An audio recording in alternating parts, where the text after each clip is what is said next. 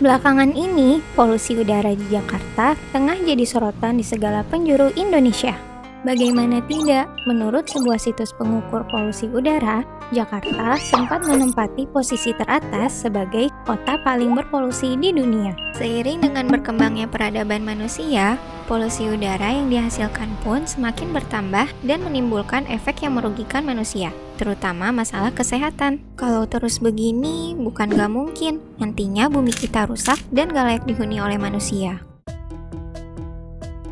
Setiap harinya, miliaran manusia menghirup gas polutan berbahaya yang dihasilkan oleh aktivitas alam dan manusia itu sendiri. Tingginya mobilitas masyarakat dalam berkendara juga turut andil terhadap pencemaran udara. Di daerah perkotaan misalnya, pada jam-jam sibuk, tingkat polusi cenderung tinggi. Polusi atau pencemaran udara berasal dari partikel padat dan cair serta gas tertentu yang mengandung polutan mematikan seperti karbon monoksida, sulfur dioksida, nitrogen dioksida, dan ozon. Seperti yang kita ketahui, polusi udara menyebabkan berbagai masalah serius pada kesehatan, terutama di saluran pernapasan manusia. Dampak yang paling umum terjadi meliputi penyakit jantung, kanker paru-paru, sampai infeksi saluran pernapasan akut atau ISPA. Gak hanya menyerang fisik, sebuah penelitian mengungkapkan bahwa polusi udara juga bisa mengancam kesehatan seseorang secara mental. Menurut jurnal PLOS Biology, dampak dari polusi udara ternyata berpotensi menyebabkan munculnya depresi dan gangguan bipolar karena terjadinya peradangan pada saluran pernapasan. Mengingat begitu fatalnya dampak bagi kesehatan, laporan Global Air Report yang diterbitkan oleh Health Effects Institute di Amerika dan Universitas British Columbia di Kanada mengklaim setidaknya polusi udara bisa mengurangi 1-2 tahun usia manusia. Badan Kesehatan Dunia atau WHO juga memperkirakan bahwa 90% populasi manusia di dunia menghirup udara dengan tingkat polutan tinggi.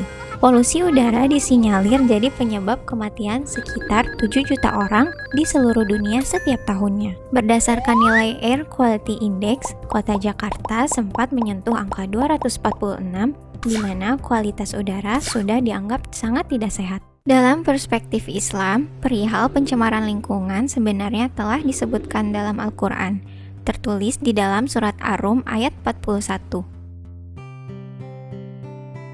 Ayat ini seolah menjadi pengingat agar kita senantiasa menjaga dan tidak merusak lingkungan hidup. Karena pada dasarnya lingkungan hidup merupakan kesatuan sistem yang saling berkaitan antara alam dengan makhluk hidup. Sejatinya, manusia diciptakan sebagai khalifah di bumi. Selain bertanggung jawab terhadap sesama, manusia juga berkewajiban memelihara alam yang mereka tempati. Allah sebenarnya telah memberikan teguran kepada hamba-hambanya untuk tidak melakukan pencemaran dan kerusakan di muka bumi, melalui surat Al-A'raf ayat 56.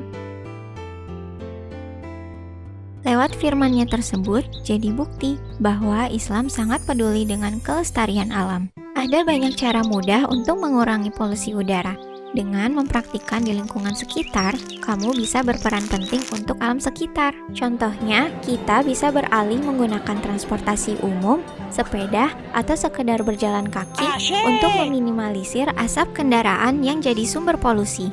Selain berkontribusi mengurangi pencemaran udara, aktivitas tersebut tentunya jauh lebih menyehatkan bagi tubuh.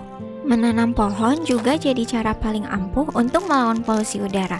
Semakin banyak penghijauan di lingkungan, maka dampaknya akan semakin baik untuk kualitas udara yang kita hirup.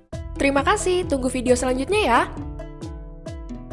Download Kita Umroh di Play Store dan di App Store sekarang!